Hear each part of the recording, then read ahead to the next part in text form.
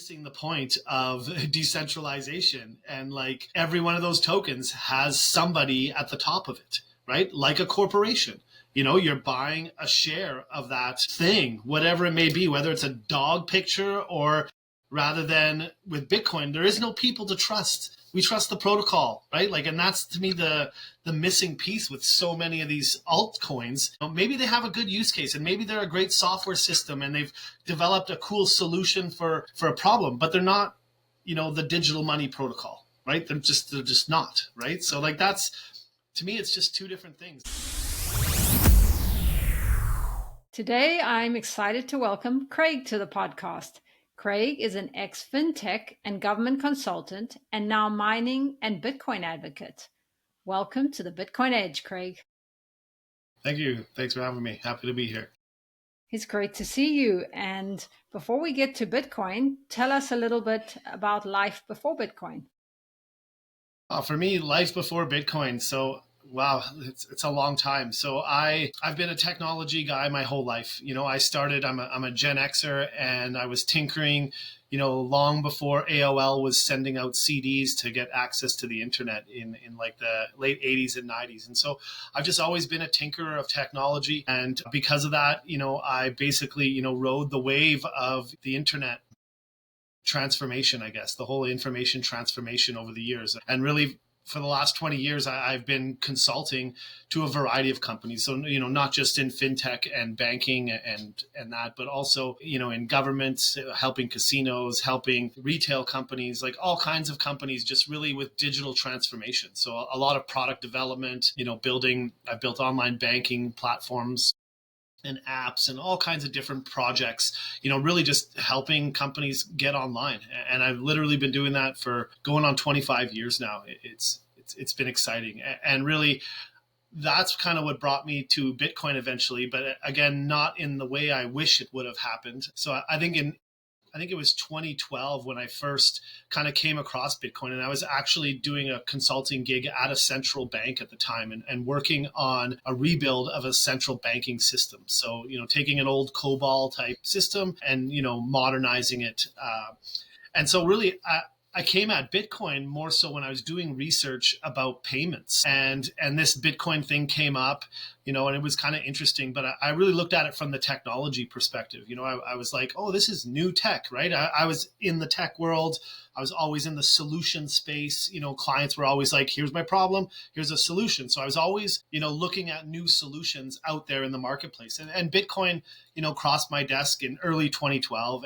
And really, I was just kind of like, what is this? Oh, neat. Just one more technical paper, I'm reading about. And, that took me a little bit of, again, I didn't buy any Bitcoin at that time. I was just kind of learning. It was very complex and like nothing, because I've come from the relational database world where blockchain is the complete opposite, really. And so, it was hard to kind of understand the paradigm shift. And I didn't spend the time to really dive in. I was busy with client work. And so I kind of didn't fully dive into Bitcoin. And I ended up going more the route of kind of learning about the other tech. And I embarrassed to say, but a lot of Bitcoiners maybe came from this place of like, I was really about the blockchain, not about Bitcoin in the early days. Because again, looking at the technology, I then looked at what is this Ethereum thing going on and understanding that. And again, purely coming at it as a technologist, like what is this thing that these software developers are building?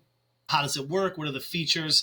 Purely looking at it from that perspective, not as freedom technology and all the things that Bitcoin is. And so I went down that route more as a researcher and as an analyst, really trying to learn and dabble. I even minted my own coins, just to try to see what that was like, and again, this is when Ethereum was a few dollars. So it wasn't a big deal to just kind of, try these things out. And so, I tried a lot of that out, and I ended up doing a little bit of shit coining at that time, didn't know what I was doing. So eventually what happened, in one of the bear markets, really getting rugged by all the different, ICOs and tokens and all this. And it's funny because in the beginning, I was really, against the Bitcoin maximalists and all that. And it was kind of like, what is the deal with like this? But honestly, it made me kind of take a hard look in the mirror and a hard look at what really is going on, because Bitcoin and its whole purpose is completely the opposite of everything that's minted, on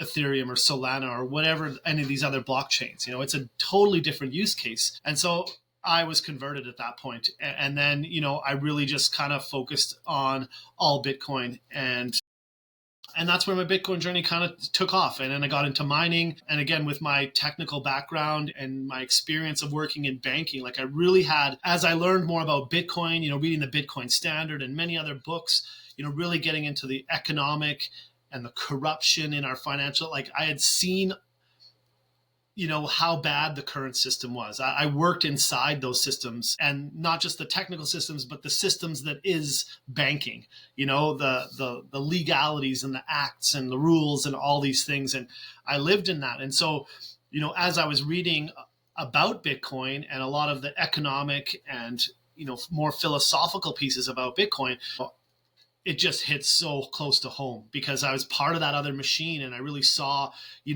how it worked, implemented wire systems and Swift. Like I'm very intimate with a lot of those existing technologies. And so as I learned more about Bitcoin, like I just seeing the internet explode in the 90s and into the 2000s, I just saw like Bitcoin, for me, it clicked when I understood that it's the money protocol.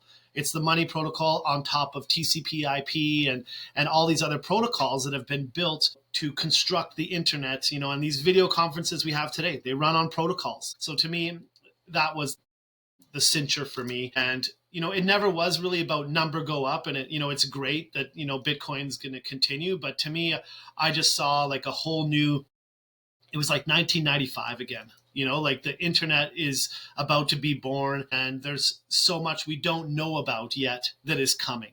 And that's the way I feel about Bitcoin is, we're in such early days, and it's really just amazing to watch everything unfold. And to me, with protocols and game theory, like Bitcoiners become a little bit of like fortune tellers, but like we're almost like we can see the future coming. We don't necessarily know when, is it a year or 5 years, but we know where things are going because it's kind of mathematical, right? And so that's kind of what just kind of made me become a maxi, me become more focused on Bitcoin, educating people, helping other people mine Bitcoin, using the waste heat. Like it's cold up here in Manitoba. So, people are putting miners, in their crawl spaces, and they're making money, and they're earning Bitcoin, and they're heating their home. So I don't know. Those are the things that fascinate me. And that's kind of how I got here.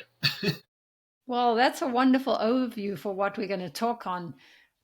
I wanted to go back to your Bitcoin journey a little bit. So you first heard about it in 2012, but what was it that brought you back to Bitcoin? Well, I was still doing research, so I'm always looking at new technology, and I think I started to stumble across more Lightning. I stumbled across the Lightning white paper, which kind of really got into the payments, which was a space I was immediately in.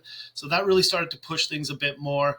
But really, I moved into a different industry after that banking one, where I went into anti-money laundering and working for helping lottery and casino companies. And so I was working in that space and learning more about AML and those kind of things. Bitcoin kind of faded. It wasn't kind of like top of mind as much. And so I think I really came back to it when one of the bull markets was starting up, just I think in 2017 or 2018, somewhere around there is when I really started to pay more attention, and really started to dive into the knowledge, and really just made a commitment. It was just at that point where it's like time to really, read a lot of information about this, really understand it, get all the different perspectives from the leaders out there that have been, studying it for a long time. And that was just it. That's what kind of just turned me. For me, it was very, after I had lost a lot of money in other tokens and stuff, and being rug pulled, I think is a huge learning experience for a lot of people that have kind of come in the same kind of path that I have. But I don't know. I think it was right around that, right? That was just kind of where it was a time of like, everybody in a bear market, when you lose a lot of, money in gambling is what I'll call it now, it makes you stop and really think of what's going on, So, through that process, is how I basically just refocused. So, talking about the blockchain, do you think there are any other uses for any of those coins? Or are you under the mindset that they're just glorified? I honestly think they're securities, right? They're just you're selling shares, like meme coins. What's a meme coin? It's just a share. You're buying a share of a company. It's not money. All these things. Everybody's talking. Everyone's saying, "Oh, it's faster, it's better, it's all these things." Like again, that's the blockchain thinking. It's the scientists trying to do things faster and faster and faster and more. Improve it in that regard. They're missing the point of decentralization. And like every one of those tokens has somebody at the top of it, right? Like a corporation. You're buying a share of that thing, whatever it may be, whether it's a dog picture or, they want to tokenize assets. Like to me, I don't know, as a technologist, I don't necessarily see the huge value in tokenizing all those things. It's just modeling the existing system we have. Like it's so different from Bitcoin. So that's what I think. It's like they shouldn't even be compared because it's, unless you're like Ethereum, who's like, oh, we're ultrasound money and all. It's like, you're not. Like you're a software system that makes, equities is what I look at. You just call them tokens and coins, but like you're literally just like you're just you're automating almost like the share kind of structure that you'd get in a legal document. Right? And then there's all kinds of conditions around that. And that's where they program the blockchain, all that. And that's cool. And there's some automation there, but blockchain to me isn't necessary like for those kind of use cases. So I don't know. I just stopped doing as much research in it because I just stopped believing in, that being the way things need to go. And again, they're just not Bitcoin, right? They're not the same kind of goal of peer-to-peer, uncensorable transactions, like this whole ability to just transact without a third party and without some CEO in charge of that thing, taking a percentage and controlling the gates, right? Like, so yeah, I don't know, just that's what hit for me. Yeah, I understand that. I think that's one of the biggest features is not having that leader. Because even though, we hear about lots of use cases for Solana, even if it's just gambling on the blockchain, buying and selling meme coins, there is still a leader. And even if this leader doesn't print more, maybe the next one will. So yeah, and what Bitcoin is trying to do is become sound money. Yeah, I find with like every one of these like tokens out there, the line is the same. It's like, the founder is an ex Google, blah blah blah, and it's like you're just trying to pump it up, right? Like it's all about. I'm like, you're selling me the people that I should trust, rather than with Bitcoin. There is no people to trust. We trust the protocol, right? Like, and that's to me the missing piece with so many of these altcoins. Maybe they have a good use case and maybe they're a great software system and they've developed a cool solution for a problem, but they're not, the digital money protocol, right? They're just not. That's, to me, it's just two different things. They're just figuring out a new way to architect software, and it comes with coins and tokens and digital shares in a sense is what they are. And then people are promoting it. They promote their digital shares, right? And the more promotion it gets, like you look at the XRP army, right? They've got a whole army behind things. And it's like, when 5,000 people say to buy, like it creates enough noise to move the market, right? And they do this all the time. And then and then it crashes again. And, we just see the same story repeating itself. So, yeah. And that's basically a rug pull, right? Yeah, that's exactly it, right? It's like you encourage a whole bunch of people to invest in something. It's the marketing teams is what a lot of these are. And there's tons of Telegram groups and, people get invited and it's coordinated. Someone's saying, okay, we're going to run this up and you got to make sure you get out. So there's, usually a whole group of people that are, part of that pump community, right? And so they're the ones like they all time their buys at the same time. It increases the value very quickly. Other people then that aren't part of those groups kind of see that happening. And then all the people that are part of the group, they're like, okay, now that all the retail investors are in and we've kind of increased it by 200%, now everybody in that group sells, and all the retail people that weren't part of that, who just saw XRP or whatever the latest thing is go up, they get rug pulled. They get, they lose all their money. It's just a timeless playbook that people are just continuously doing out there to the tune of like now there's 20,000 different tokens out there. Like it's ridiculous. That's true. It does bring some people into Bitcoin, like many of us come in that way. And I saw one of your posts on X about delayed gratification. I think a lot of people don't want to delay gratification, right? They want to get rich now and the meme coin might be the quickest way. Yeah, you're right, right. But it could be also the quickest way to go broke, which is what a lot of people have happened. But you're right. Bitcoin is a low time preference thing. Like it's about patience. It's savings technology. So you have to wait for things to grow that you're saving in, right? We're not used to that. Everybody's used to inflation money where you either spend it or it's becoming worth less every year that you just sit on that cash, right? So, to me that's a big problem. Yeah. Another thing, your banner on X, you have a quote by Satoshi Nakamoto that Bitcoin is not just about making money, it's about creating a fairer and more inclusive financial system. I love that. Tell us a little bit about why that speaks to you. Well, I think that's the realization, I don't know, like Bitcoin is money, right? It is, but it's like I'm more aligned with where it's going. Things that fascinate me more than like it meeting 100 grand per token is like seeing what companies like Gridless are doing in Africa. This company out there is creating electrical infrastructure and paying for it with Bitcoin mining. So they're in a small village, and at night they mine Bitcoin and they generate Bitcoin, and then they use that Bitcoin to buy more wire so they can run more electrical poles so that they can literally turn a miniature hydroelectric plant into Bitcoin, into an asset, and now there's light and there's electricity in the homes in the village.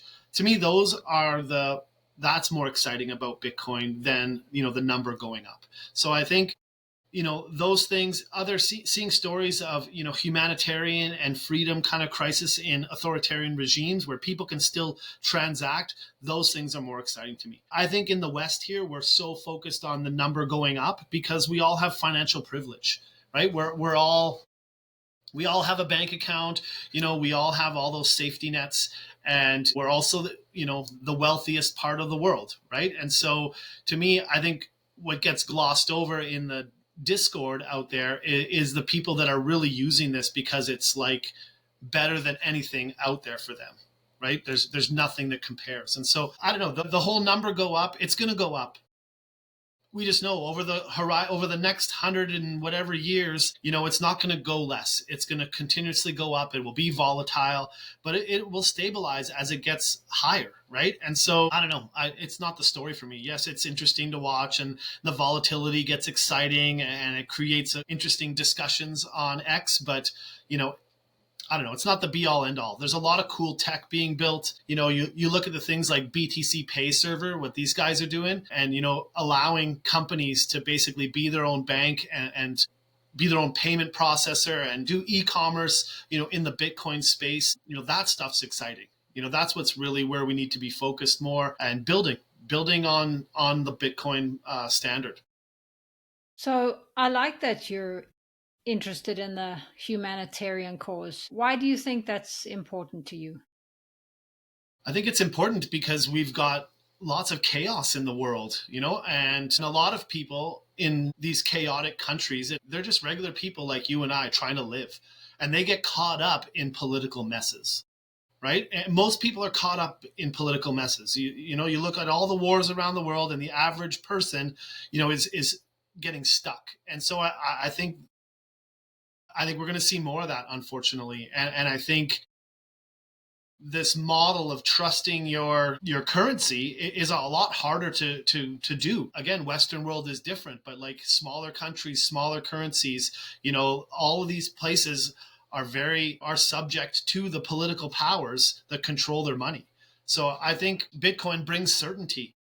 Bitcoin brings consensus rules that aren't going to change. It's not politicized money, right? And so I think the more people understand that, unfortunately, will be those people in those kind of rougher countries and those places that are a bit more controlled and authoritarian. They're going to find out first more than we do here. This is why the Discord here is so much about number go up and BlackRock and investment vehicle, right? Which is, I don't know, less important to me. I just think it's more about what Bitcoin is supposed to be, is a peer-to-peer technology, right? Not about, an ETF. But hey, that's where we're going. It's helping, bring the narrative, going back to what you're saying about, altcoins bringing people into the space. Yes, I think there's some aspect of that does happen. But again, the unfortunate part is a lot of people get hurt on that path, right? They end up going, they're like, oh, I'm going to get rich quick. I'm going to be like the Dogecoin millionaire, all these different, memes and characters that have been created. Like everybody thinks they're going to be the next one. And so that allure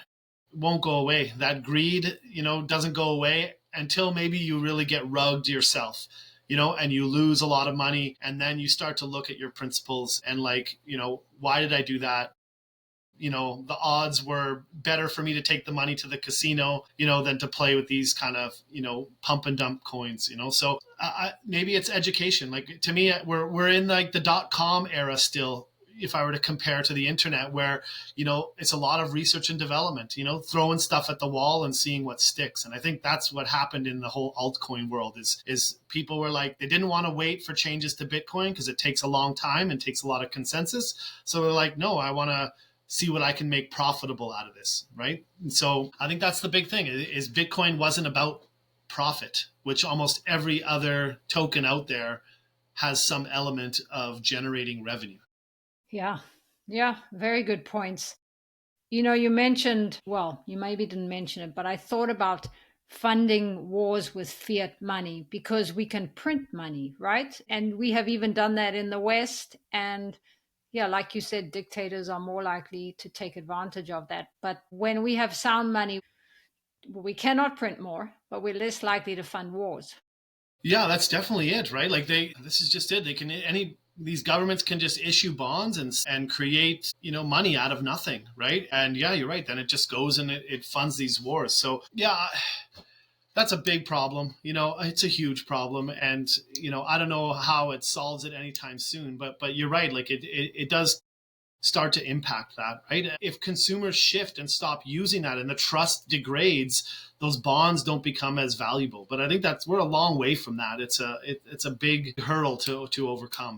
But you're right, it is, right? You can vote as a citizen, you can vote with your wallet and with your behaviors. And if you don't want to participate in that particular currency, you don't have to. You can leverage Bitcoin and become part of a circular economy, focus your efforts there. So I think that's how the change happens. It's just onboarding more people into Bitcoin and understanding, it's about the money and not necessarily just about the NGU number go up. So, how much is there a circular economy where you are in Canada? Not very big at all. And this was part of the reason why I started a meetup here in our part of Canada. We didn't have one. We had some crypto meetups and stuff, but not like a Bitcoin only meetup. So last year I kicked that off, and we had a half a dozen or so meetups last year, and we're going to have some more in 2025. We celebrated the halving, and it was great. We had a bunch of really good events and good turnouts. Usually between like 15 and 30 people have come out to our events, which is great because again, I just wanted to bring these types of people together and having an opportunity to chat and learn and discuss and just talk about Bitcoin. So we don't have a circular economy per se. I think it's growing, like in the sense of Bitcoin adoption. But yeah, that's one of our goals, right? It is really about kind of elevating those that use Bitcoin, starting to push for that type of um, solution, I guess, in Canada. There's lots of good stuff going on in like Vancouver and even in Calgary. There's huge growth happening there with meetups and Bitcoin out there. So we're trying to leverage what they're doing and see how we can grow here as well. Well, it sounds like that's a pretty good turnout to begin with, and I'm sure it will grow. Yeah, it's been good actually. I was actually surprised, and we've built on a meetup.com page, and we've got now about 80 members, and we really just started like early last year. So, it's pretty good. So I'm hoping turnouts in the new year, we start to grow. We want to get into more educational content.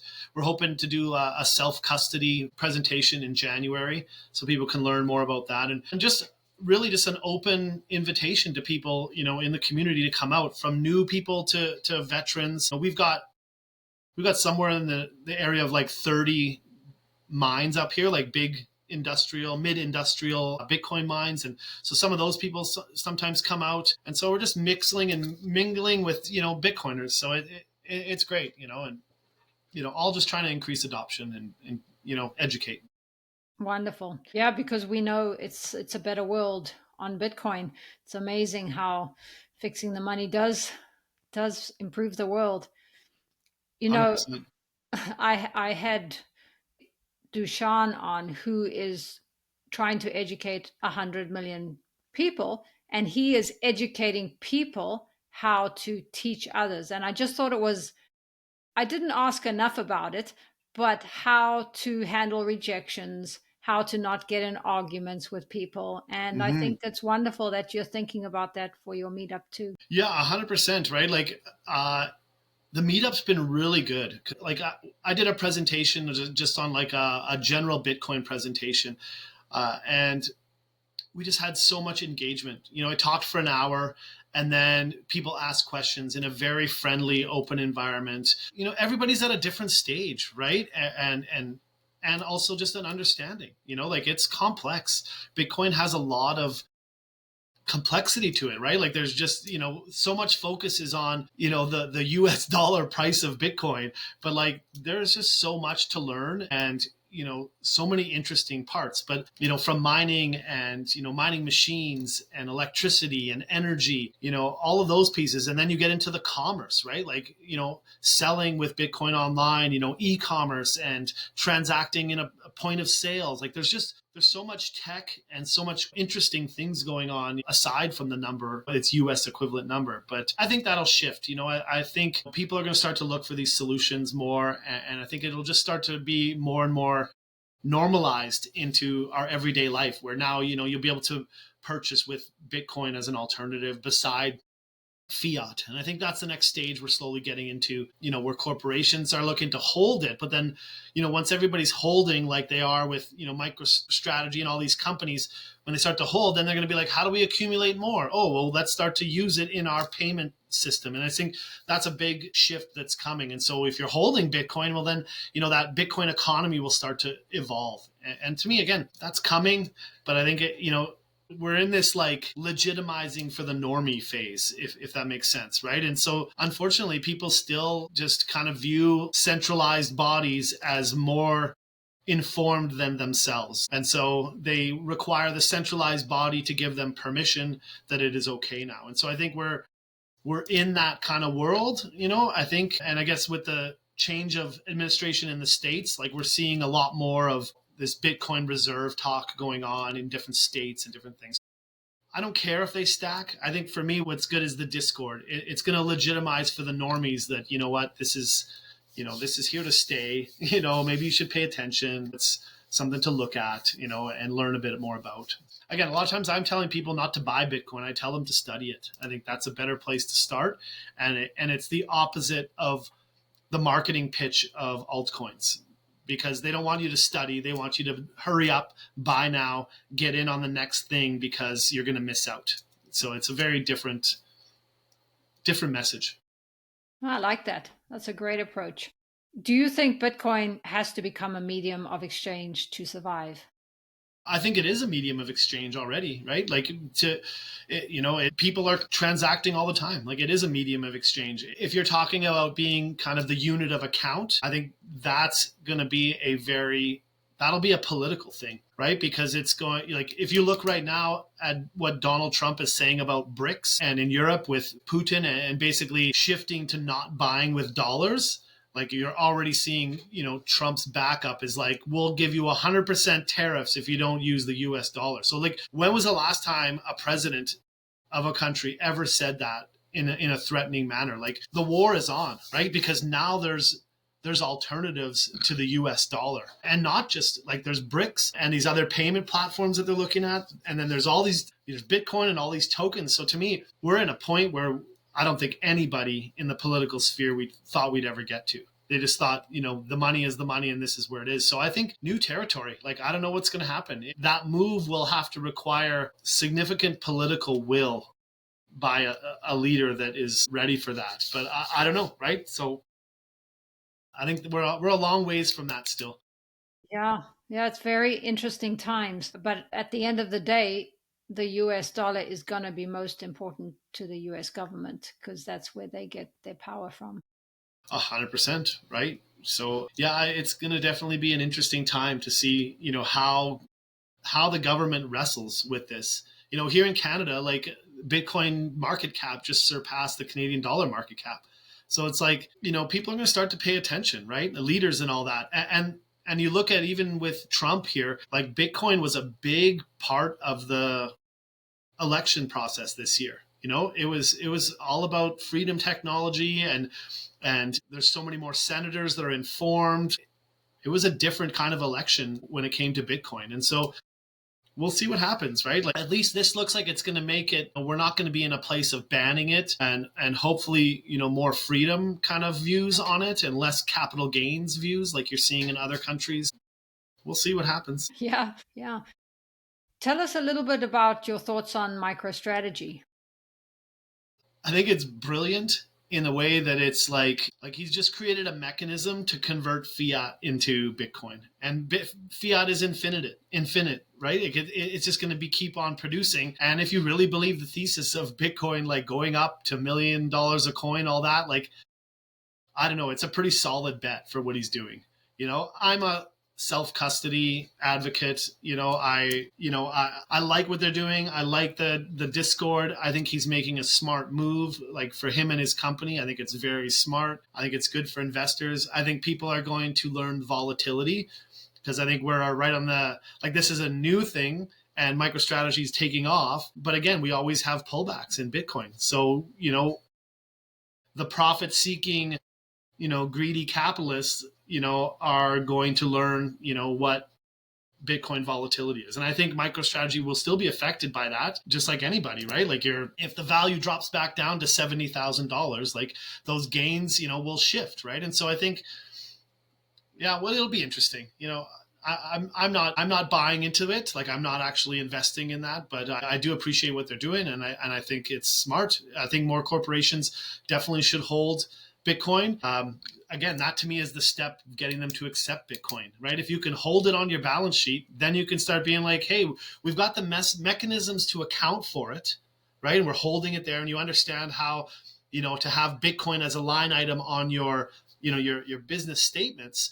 Once we have that, then the whole idea of like, hey, do you want to accept Bitcoin, on your website? Those things are becoming easier and easier to do. And I think that's what we'll start to see. So I appreciate that. I think him kind of being the guinea pig for holding Bitcoin on your corporate treasury is a valuable step to help businesses, again, accept that is good and legitimate and legal. So I think it's good in that regard. Yeah, and you make a good point about the volatility. Either they're going to embrace the volatility, or they're going to learn the hard way. And comes back to what you're suggesting to people is to learn about Bitcoin first, because that's part of the journey to understand that there is volatility. Well, yeah, and if you understand Bitcoin and you believe in Bitcoin's future, then the volatility is, you just zoom out, right? Like, you just don't pay attention to it. But if you come at things like, I need to make money and I need this to 10x, like, you're going to get wrecked. Like, you're going to get hurt, because your whole belief system and your why and your reason you're coming to this is purely for get rich quick. And so you're not going to understand that this is savings technology. It's better to put money in Bitcoin than to buy residential real estate. Like, all these things, that's what it's about. And I think we have nobody saves anymore, because our money is worthless, and because we're taxed to death, and inflation and the cost of living grows. And so nobody saves anything. So we're not like a culture of saving, and neither are our kids, because we just haven't done that, right? We've shifted away from savings to having debt. So instead of everybody having $100,000 in their bank increasing in value, well, that money is decreasing in value, and the debt is increasing in value. So to me, it's such a paradigm shift for a lot of our new generations and people, because we've just never had this concept of like, put your money in the piggy bank and it'll be worth more in a year, right? Like, it just be by being currency, So yeah. They say Bitcoin is a solution, but it's a solution for different people in different ways. What do you think in Canada? And for Canadians, what is Bitcoin the solution for? I think a lot of different things. And I'm going to put a bit of a minor mining spin on this instead of thinking about the end user. So up here in Manitoba, we have a ton of hydroelectric energy. We have over 15 hydroelectric dams producing energy, and we sell that energy, east and west in Canada, and we sell it down to the States through Minnesota. And we need to produce more energy. We need more. We want to do more wind projects up here. We want to do more solar projects, more hydro projects, all of these things. What's slowing down the governments is the financing and the debt from previous builds. So, we've got upwards of $1 billion in debt for our hydro, which is like a corporate hydro, or sorry, a crown corporation that manages all of our hydro assets. They pay massive amounts of interest debt. And so my thinking is going back to the gridless thing we talked earlier, is you have this small scale village that's, got a few miners that's producing an asset, and then they're building out their infrastructure. So I think let's scale that up and support the growth of these things. So for example, if you put a wind farm up and you can't connect it to the grid right away, because that a lot of times takes longer, you could plop some Bitcoin miners, a container or two at the bottom, and you can start generating Bitcoin that you can then use that to start paying down your asset that's already spinning in the wind. Same thing with solar. There was just a publication released yesterday. I think I was looking about how, adding Bitcoin, makes solar projects paid off 50% faster. So to me, I think that's where this comes in, is demand management in energy and project development. So like the wind thing, same thing can happen for new hydroelectric. You can start to plug these things in before transmission lines are built. You can also, energy flows, right? If you don't use it, you lose it. So to me, Bitcoin is the best, buyer of last resort. So, when demand dips at night from the city, miners could be spun up to generate assets to then help pay for that system, help pay down debt, pay down other projects, whatever. So I think in Canada, I just think that would be huge. Like, we're such laggards. I think that would be a benefit to Canadians. It would be benefit to local governments.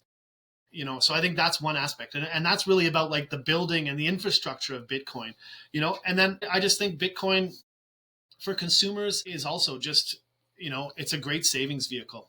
So I think here, traditionally people invest in real estate, and that's where all their money is. All the older generation, there's almost a joke going around where it's like people are house rich and cash poor, right? And so I think we have a younger generation that's priced out of housing because they can't afford $1 million homes that are really only worth, $400,000. And so they need a savings vehicle, right? And inflation and cash is not it.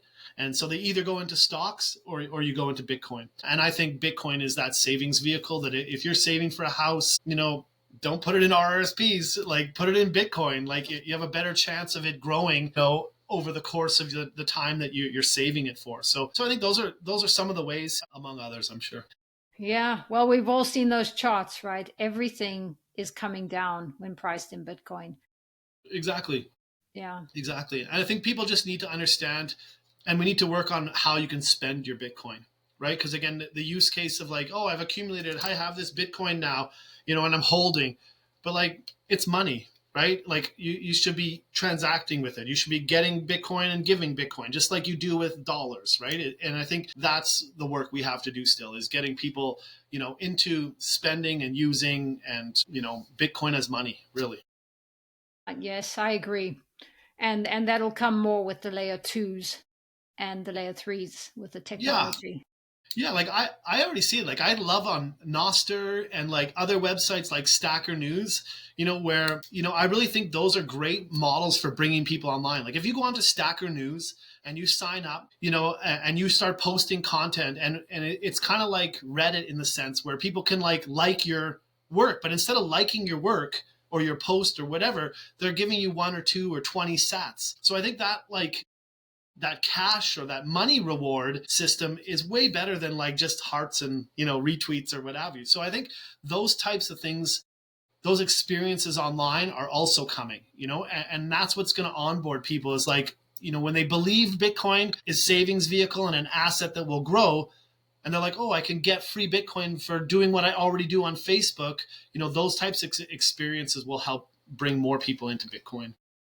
Yes, absolutely. So are your family and friends on board with Bitcoin? Some are, some aren't. Yeah, I don't force this message on people. I'm all about attraction. I want to attract people of the same likeness. And if you're asking me questions, I will do my best to help you without any shame and without any like ego. I want to seriously help people learn. But like, I'm not of the mind of trying to convince people that this is it. You can't do that. It's impossible to convince somebody that's not interested.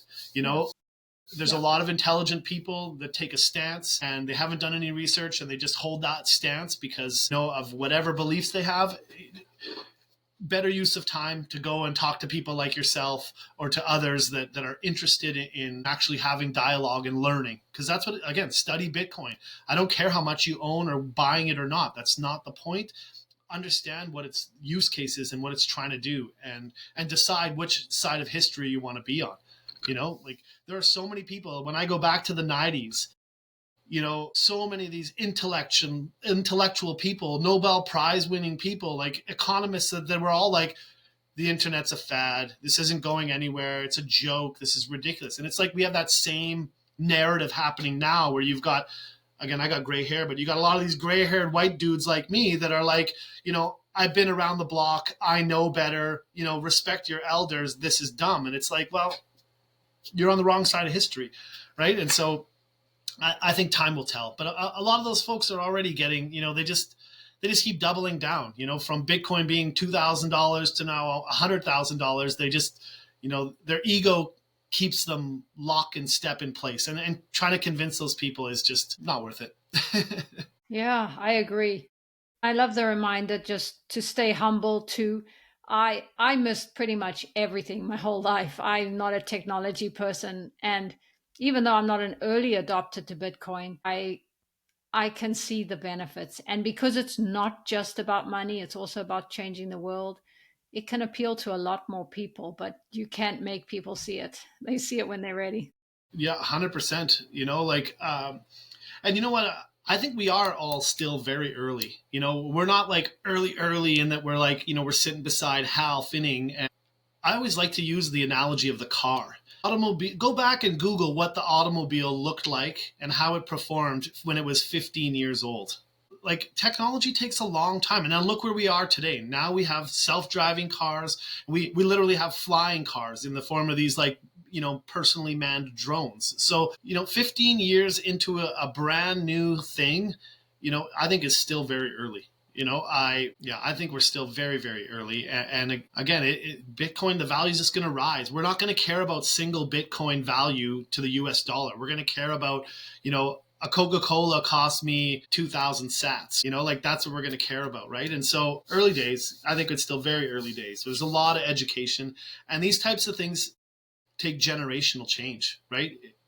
I look at my kids who are in the around the 10-year-old mark, and they're on games like Roblox, and they were trading digitally long before they ever traded with cash at a cash register in a store. Long before. So they were digital first when it comes to money. They were trading in these digital currencies that were inside games. So for them to kind of move into a Bitcoin standard will be a lot easier than moving my mom, who's, going to be 80 years old soon, So these shifts will take generational change. So this, again, time preference. You got to slow down and realize we're not thinking in quarters like we do at Wall Street. We're thinking in 5-year blocks, and 10-year blocks.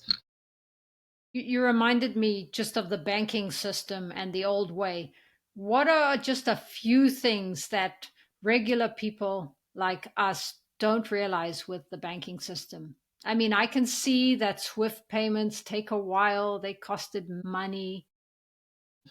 There is so much technical debt in the banking system, and developers and engineers will know what I mean by that. But what I mean is they've been building these systems on top of each other, and duct tape and twine and improving and new regulations and all these things. And they become very complex, very brittle, and not very friendly to change. There was another project going on at a central bank I was at. It was about, in Canada, they're moving to the real-time rail system. And it's about, kind of like the Fed Now system, I think, in the United States. And I still don't think this project is finished. And it's been in the books for over a decade. of them trying to accomplish this. So you also have a very bureaucratic banking system. So you've got the government who basically kind of regulates you to death, and then you've got to build software, to live in that regulatory world, and it's always changing. And so the code base of a lot of these like banking systems is just really, really messy and just not innovative, not able to change, not able to pivot, all those kinds of constraints that come with all that technical debt. So that's one big piece of it. And then I just think they're so overregulated. All the banks in Canada are really just like extensions of the government. They have different colors on the walls and different logos, but ideally you walk into any bank, like they literally are just following the Bank Act and the rules created by, the government. And so it's very, very little difference. It's like the illusion of difference. There's 5 banks, but it's like, not really, that. And then I think also with banks, like since like KYC has come up, there's been so much customer data gathering. So they know so much about us. So like there's nothing private. So like the banks know all that. The governments know all that. We've had in Canada here where the government shut down bank accounts for a protest a couple of years ago. So like, again, the banks are just an extension of the government, and the government, overreach just happens, right? And we as consumers have to trust those institutions. And like, how do we trust them when all these things happen? Data breaches, hacking opportunities, and like there's just so much problems with the system, and cost and inefficiencies. Like I could go on and on, right? It's the same you're hearing out in all the books. Like the banking system is been well documented to be very bureaucratic and very bloated, not just in tech, but in people and process. And is the money even there? Well, we know it's really not. It's not, of course not. It's fractional banking, right? Fractional reserves. So no, it's.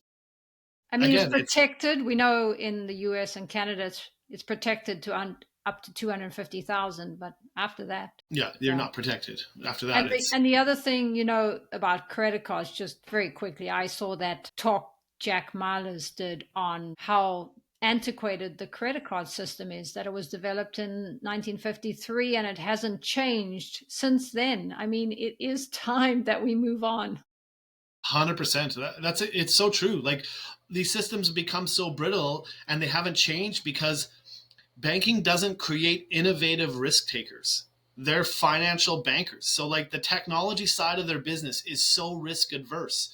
So like, oh, we need to change this mainframe system. Nope, don't do it. Build everything around it, but don't change that. And so much is that's happened. And when you do that with technology, like there's always trade-offs, right? It's like, oh, we're going to not change that, so then we can't change this. And it's like, all these things kind of, and then 20, 30 years later of doing that, like you literally have spaghetti mess in these systems of like modern technologies with ancient technologies, and like it's bad.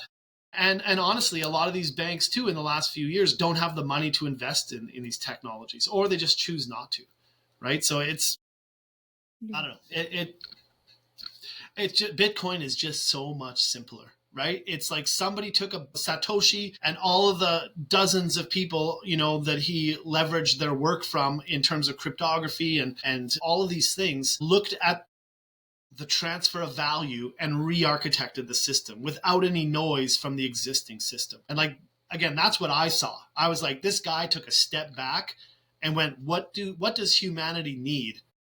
Not like, how do we improve banking? It was more like, what do we need as humans to not have to deal with all these centralized, corrupt, politically run, organizations? So I just have much respect for that. And again, it's what keeps me kind of grounded in the Bitcoin space. Yeah, it came from a good place, really did. So how has Bitcoin changed you? Oh, a lot of ways. Focus. I'm an entrepreneur and I've worked in tech and marketing for a long time, and it brought a lot of focus to my life in terms of like what I wanted to work on. There's a lot of cool technology out there and I've worked on a lot of cool tech. This just seems sustainable.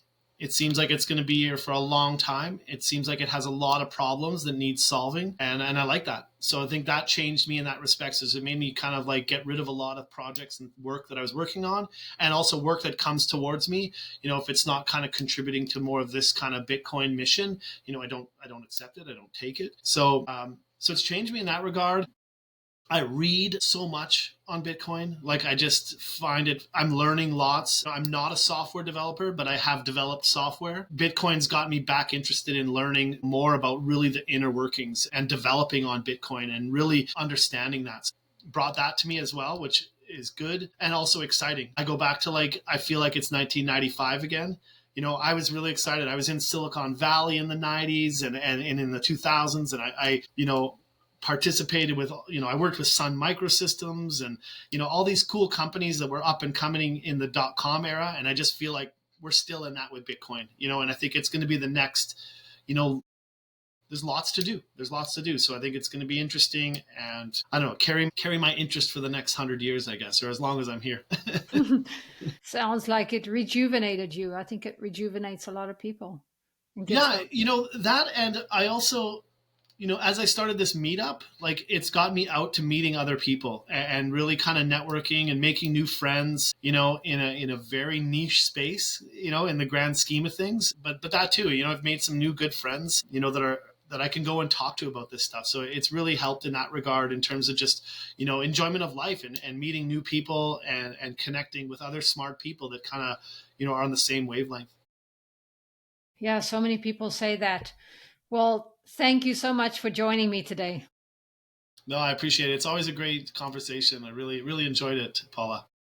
And tell us where people can find you and your meetup. Awesome. So yeah, the best place to find me is really on X. So Craig on Bitcoin is my handle. In there, you'll see a handle to BTC Manitoba, which is our meetup here in Manitoba. And also, there's also a link there to my company. We help people with self-custody. We help with consulting and mining, home mining, all that kind of stuff. So you can definitely reach me out there too. So yeah, thanks for having me. Thank you. All right, take care.